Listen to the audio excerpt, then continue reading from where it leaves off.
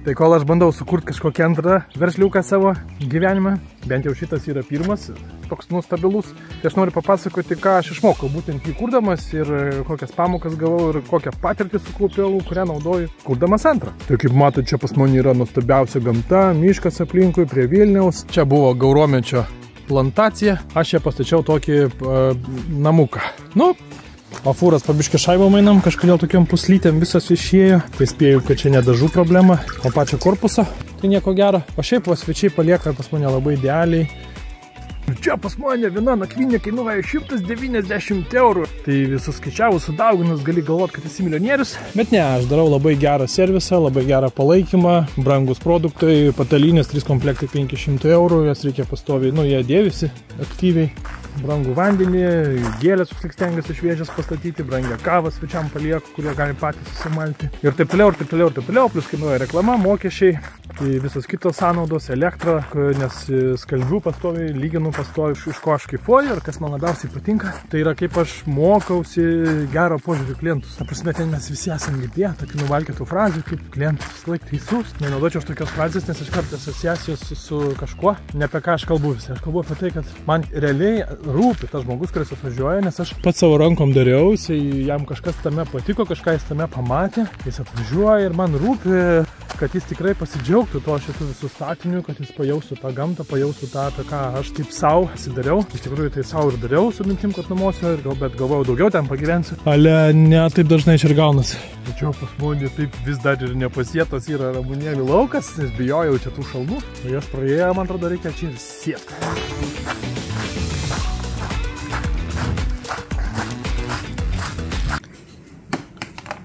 Atnešk.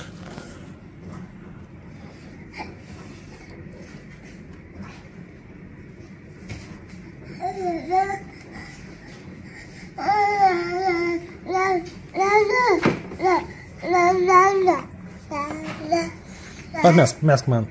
Na, ačiū tau. Čia jau turbūt kelias savaitės taip. 12-13 kilometrų iki Baltarusijos tokios eilės. Tai man tik įdomu, kai tos eilės išnyks, kiek čia šiukšlių liks.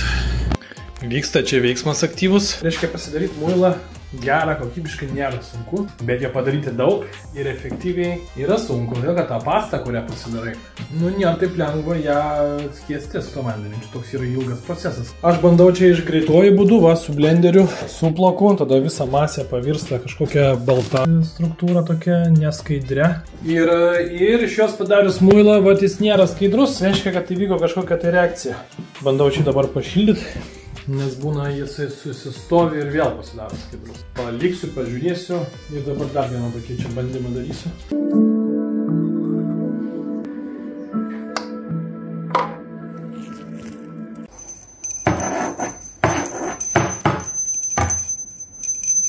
Nu ir kaip tas mūsų darželis? Oi, mano taukė, sakiau, gurklė, ne gurklė, čia taukė, kaulažolė. Ir kas čia pas mus jau prašovė? Čia kakarūzai jau kaip šauna.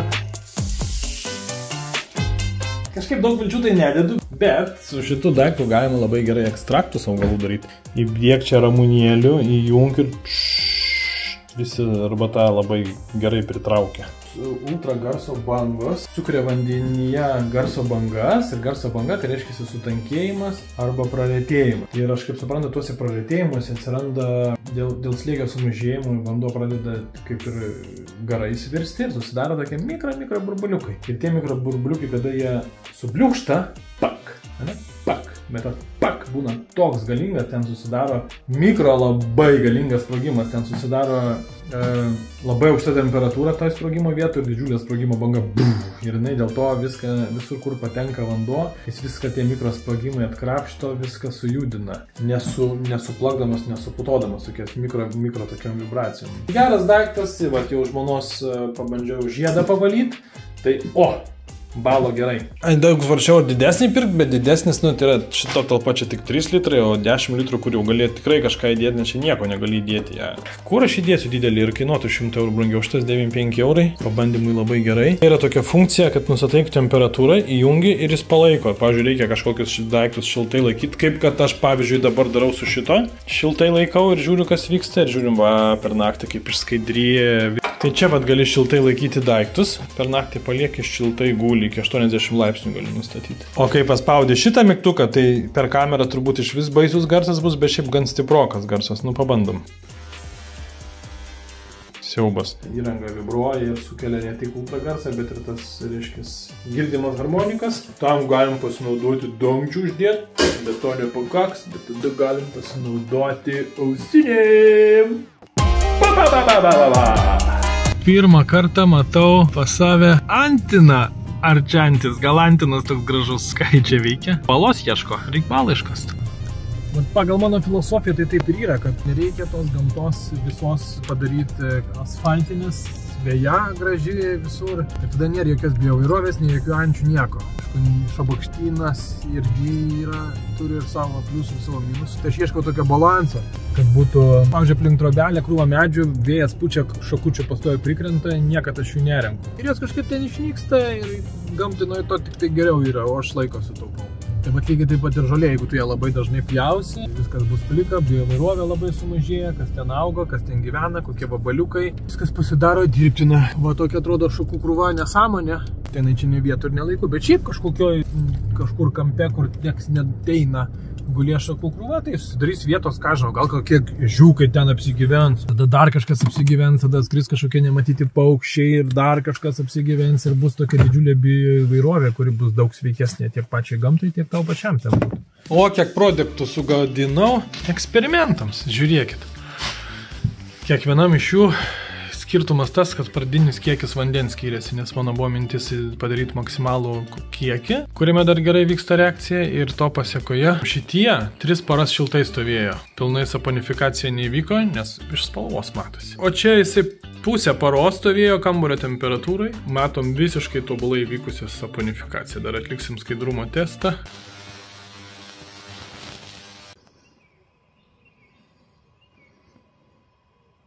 Vakar žmona paskambino, sako, viskas amen. Tai mečiau, viską išbėgau, čia bardaką palikau vidury darbo. Nėra iš tikrųjų lengva, čia yra šito verslo palaikymas trobelė Luna, tada yra šito naujo verslo kūrimas, yra tada visi ūkio darbai aplinkui, jauno ūkininko projekto įgyvendinimas, vykdymas, reikia paruošti bitėm vietą. Yra vaikas, nu, tokia nauja gyvenimo realybė, kaip sakyt, reikia kažkaip pratintis, kur man ramai nelaiko, kai tiek daug visokios yra, mano smegenis taip pradeda lagint. Ir mes ten vieną smulkę užduotį ir jos niekaip neatidaro to failo.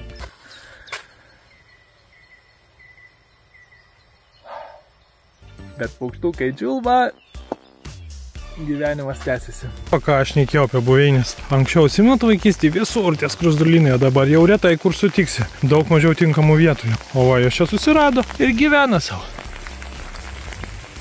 Išėjau, nelijo.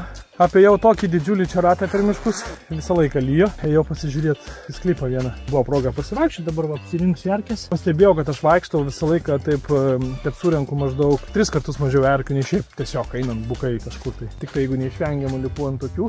Reikėjo ant tokių lipu, tai kas 3 minutės apsižiūriu, vieną radau beje. Ir taip einu, kad tokių žolių jokių aukštų, kad nebraukt. Tai aš stengiuosi tas klientas, jeigu jam kažkas yra, tipo, nebuvo tai, bet jeigu kažką nepatiko, sakau, kompensuosim. Pilna iš vis, vat, fūrą užsisakė, tarkim, pasakys, nepatiko, tik tai sakyk, grąžinu pinigus. Iš karto, šiaip tai galvotum, nepatiko, tai čia ne mano problema, kad tau nepatiko.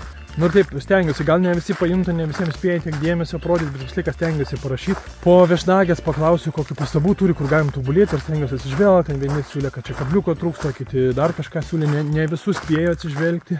Bet ypatingai tie, kurie kartojasi, aš stengiuosi jos koncentruotis. Santykis su klientu, kad jis jaustųsi, kad aš tikrai rūpėjau, wow, kaip fane, man patiko, miela, noriu su tai žmonėm dar kartą turėti reikalų. Aš kūriau šitą verslą turėdamas tą viziją, tokią rūkę, žinai, bet neturėdamas to galutinio vaizdo. Ir iš viso čia pradėjau statyti tai sandėlį, nes aš bijojau, kad čia pradėsiu trobelę statyti. Aš kai nestatęs, tai niekur nepastatysiu, žiūrėjau, kad gerai gaunasi. Kas mane seka, matė, kaip gerai gaunasi, aš turėjau, kad nevirsta tas statinys mano. Tai tada išmačiau keist paskirtį ir tada ten visi vėl perprojektuoti visokius mazgus, naujus sugalvoti. Bet iš principo, tai visą laiką eigoje bedarydamas vis tą planą grinini, kol galų gale iškristalizuoji tą galutinį vaizdą, kurį tu nori turėti. Ne iš karto, kad jau aš įsivaizduoju, kaip čia pas mane viskas bus ir darau, nes, patirtis atsiranda, bet darant idėjas, mąstymo procesas vyksta. Taip ir dabar su savo tais muilais, su giliam apmąstymo procese, ką aš supratau, tai kad mano šitie žiūrovai yra labai kvalifikuotos asmenybės, nes vienas būna parašo, kitas ir visi yra wow, žinai. Ir tada mane iš karto taip ir įkvėpia ir tipo, tai čia mane žiūri tokie kvalifikuoti žmonės, ką aš čia rodau, kažkokią tai aš jiems čia gal pramogėlę suteikiu, dar dėl ko jūs mane žiūrit. Bet aš galiu, tokį dalyką pasakyti, kad jeigu tu žiūri šitą videką, tai matyt, kad tu kietas bičias esi. Tai va šitą verslą kurdamas irgi taip kristalizuoju po truputį. Vienas iš jūsų dabar mano naujas draugas parašė irgi, nes čia susibendravom. Čia jam ta laboratorija priklauso, su kuria mėginsim dirbti.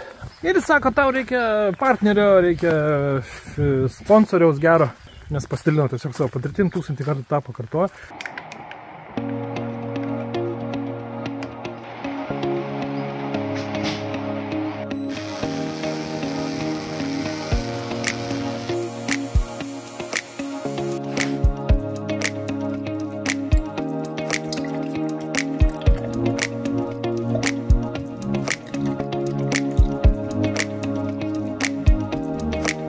Čia dar negalima džiaugtis tokiu rezultatu, nes dar porą tokių cheminių reakcijų reikia atlikti iki galutinio produkto, į kurį jau galim dėti kvapus.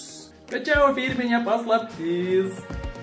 Aš įsikvėpęs, įsiploviau visus mėgintuvėlius, dar čia pasidarysiu muilą ir žiūriu, nes dar laiko labai daug, 9 tik tai namie reikia būti, o pasirodo šitas neprasuktas.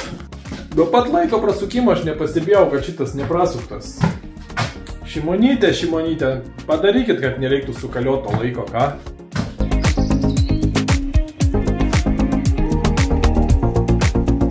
Trešnaitė jau žydė, lasdinėlis irgi žydė, šilkmedis dar ne, o obelaitė nenumirė, nors ją visą vargšę apgraužė. Ją reikėtų gydyti, mačiau internete. O čia kaip jums mano žmonos darželio grožis. Čia jau prieš kažkiek metų bakasėm kokiu tai svogūnėliu. Ir kasmet išlenda kažkas. Labai smagu. Paukštukai čiulba, nulyta šviežiai, visa gamta džiaugiasi, nėra jau taip šalta. Aš viską pats dariau. Galų gale, dizainą šiek tiek padėjo mums dizaineriui ten išdėlioti tūlikę, kas kur stovi, kur pertvara kokia. Dar padėjo draugai prie meno, kur langus įdėt patarė. Bet iš principo viską patys darėme su žmona. Aš stačiau, jai nepatikdavo, aš persidavau. Ir tai pasistatė tą trobelę. Puslapį pats pasidariau, ten buvau koją nusisukęs, turėjau laiko. Bet iš principo pamoka ta, kad geriausia daryti tai, ką tu labiausiai mėgsti ir kas tau geriausiai gaunas. Ir tiesiog koncentruotis, o visą kitą dedikuoti profesionalam. Nereikės tau įsigilinti, matau, aš dabar čia muilą kažkokį čia darau, tai aš įsigilinau į temą. Pusę metų čia gali sugaišti. Bet jeigu tai nėra tavo ta stiprioji pusė, tai tu tiesiog nueini pas specialistus ir sakai, chebrytė, padarykit man muilą. Ir jie padaro lygiai taip pat ir su dizainu, brandingu. Aš gaminu kažkokias tai nuotaikas, idėjas, vizijas, daug ko man reiktų. Bet kad tai padaryti, norėčiau, kad profesionalai padarytų.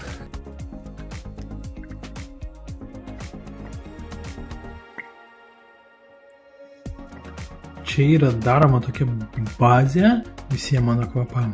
Reikia priprasti prie naujos realybės. Prie to, kad laisvo laiko 10 kartų mažiau nei turėdavai kūrybiniams darbams, tai kaip sakyt, dar pirago tai aš gyvenimą taip ir neišmokau užkepti. Nors iš tikrųjų nemoku vieną receptą. Bet va, muilo tobulai dar taip ir neišmokau. Vieną kartą nesigauna, antrą kartą gaunas, ieškau kažkokių niuansų ir supratau, kad su sverimu daug tiksliau reikia viską žiūrėti. Tai užsakiau 4 kart geresnios svarstyklės. Ir ką, dabar savaitgalis, važiuosim į Kauną. O kitą savaitę kažkada ateis tos svarstyklės, pratęsim darbus su muilais, nes bandai vieną, o dėl sverimo klaidų negali tiksliai patikrinti ir ką čia graibauji. Kai darai produktą, tai darai tokį, kad tai nebūtų darbas. kad tai darai kaip dėl savęs. Tada ir kadangi terminai vis laik užsitęsia 4 kartus, tai atitinkamai turėsi kantrybės jos pralaukti ir tęsti, nes jei darysi iki darbo, kuris nesibaigia, tai nepabaigsi.